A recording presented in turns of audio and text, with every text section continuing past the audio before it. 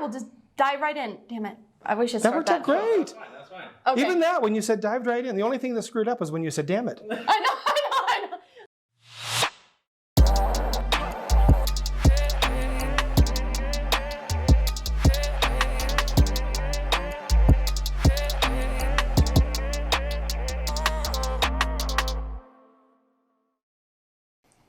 Hey guys, Emily Ware here. Welcome back to my YouTube channel. So glad you're here with me today.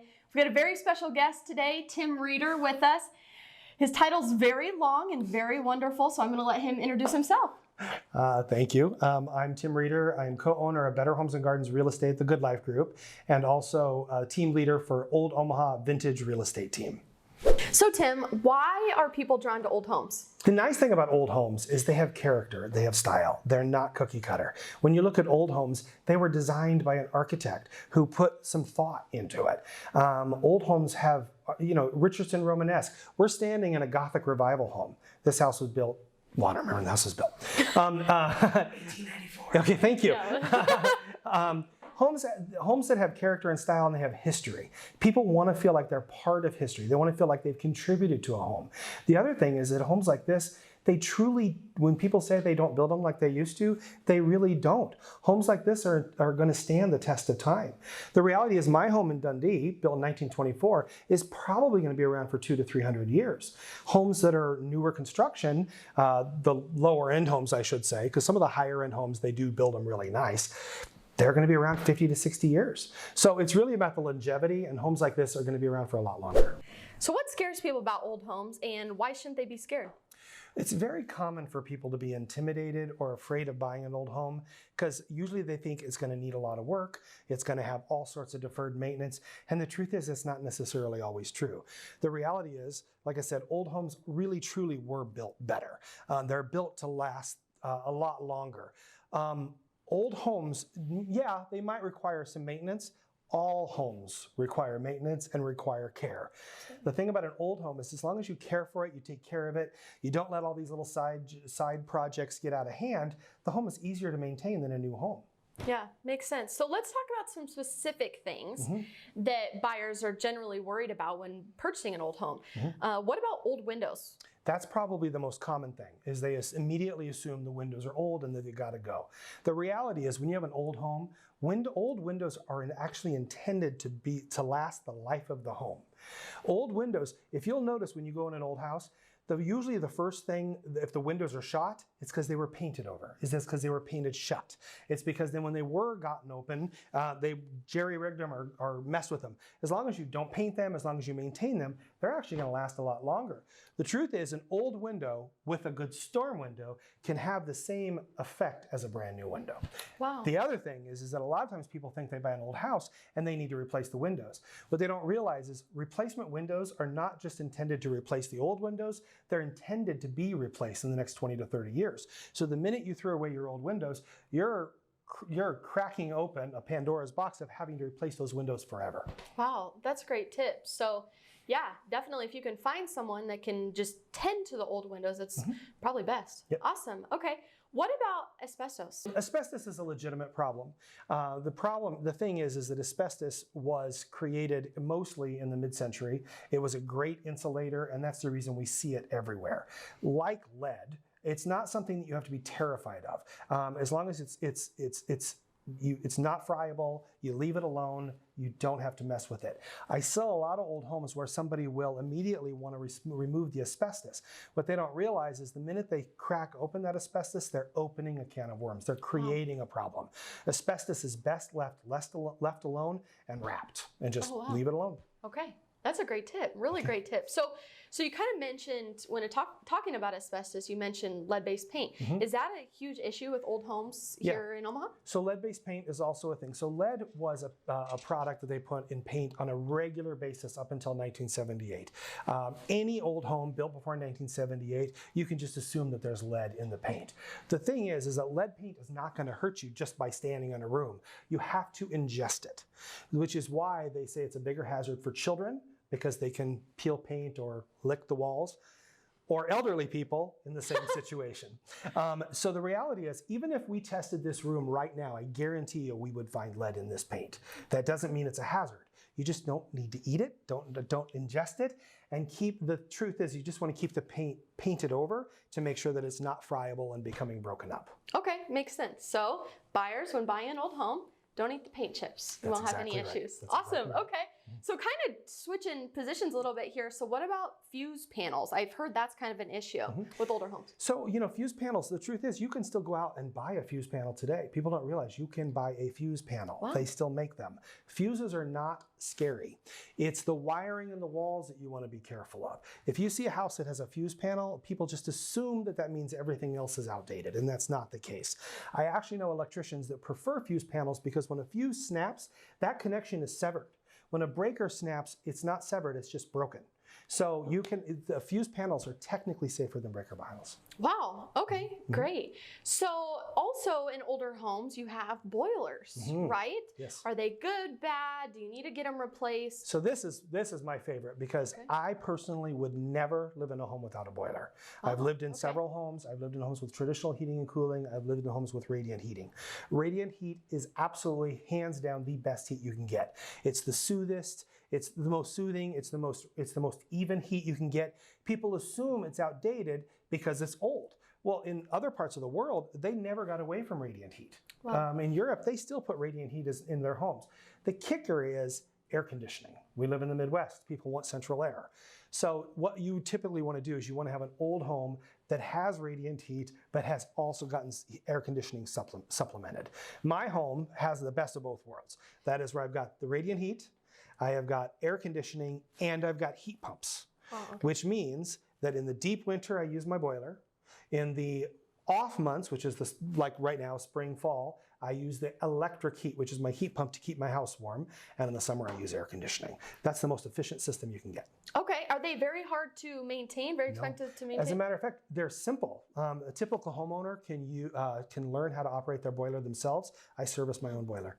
It's very simple to drain it, and I am not handy. It's simple to drain it, it's simple to refill it, it's simple to bleed them. And when you learn what you're doing, which is just trial by error, they're pretty easy to use.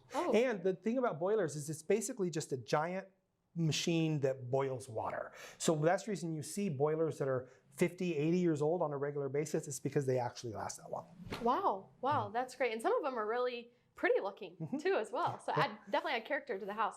Awesome. Okay, so something big that I've kind of run into when walking buyers through older homes is foundation issues. Obviously, if the home's older, the foundation might not be perfect. So what do you look out for when looking for foundations in houses? What would you caution, and what would you also say is, oh, that's not a huge deal? Well, I have to be very careful because we are talking about other people's investments and their money. So if you're ever really concerned about it, you can always hire a professional to give their opinion. That said, how often do you see a house fall in? How often do you see a basement cave in? Hardly ever. And usually if something like that happens, it's because of some serious other problem. The reality is all homes settle, even new construction homes settle just a little bit. Old homes, when they've been standing for 100 years, it's very common to have a lean. It's very common for the soil in one corner to move just a little bit. This home that we're in right now is perfectly level. But let's just say that this did sink just a quarter of an inch to the side.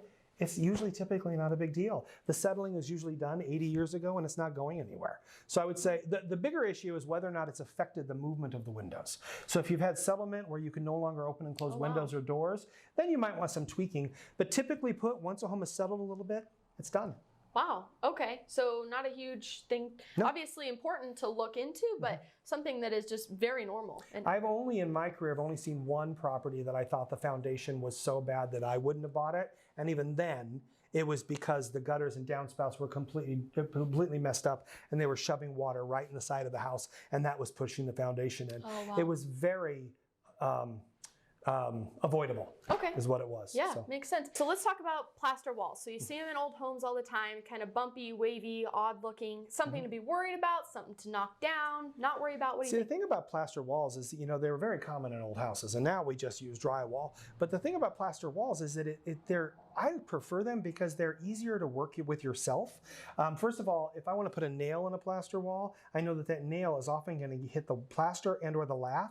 And if it's a small picture, I can just hang it anywhere I want instead of having to hook it directly on a stud. But the other thing about plaster walls is that you can work with them yourself. Like, it's easy to fix a plaster wall yourself because it's not a perfect smooth surface. Whereas if it's drywall, I got to call in a drywaller to make sure it just looks just right. Yeah. So plaster walls don't intimidate me at all. I like plaster walls. Okay, great. Okay, so with old homes often needing a lot of work and attention, do you have problems with them meeting home inspections or modern code? You know, the thing is, when it's an old home, typically your buyer is looking for an old home. They didn't stumble across an old home and be like, oh, this will work. Their thoughts were, I want a home that has character. I want a home that has style. I want a home that's in the city. I want one of those old homes. So they already walk into it without the expectation that it's perfect. So our inspections, albeit, yeah, they often have a lot of deferred maintenance and things that haven't been cared for, our buyer tends to be a little bit more accepting of that. I will say, when I'm selling a home that was built in like the 90s or 2000s, those I have the hardest time with because people expect them to be more perfect. So old homes are a little bit, it really boils back to the buyer. That said, let's talk about modern code. It's very common for people to think, well, this doesn't meet code. I hear it on a regular basis. This doesn't meet code. This doesn't meet code. This doesn't meet code. The reality is, city code changes every year, and city codes are only forced upon new construction. Old homes are grandfathered. When you have, well, this height, this railing height, if this house is being built right now, the requirement was likely higher than this. Exterior railings, things like that. Where outlets are, how many outlets there are. Old homes don't have to meet modern code. Wow. The only time they have to meet modern code is if it's been condemned and you're trying to bring it back from the brink of fault and being torn down, or if you're going through a massive major renovation, like if you're completely gutting and remodeling your kitchen, you're pulling permits, you're getting the city involved, well, then they're going to want that kitchen to meet code. But other than that, code is not a requirement for old homes. We are grandfathered in.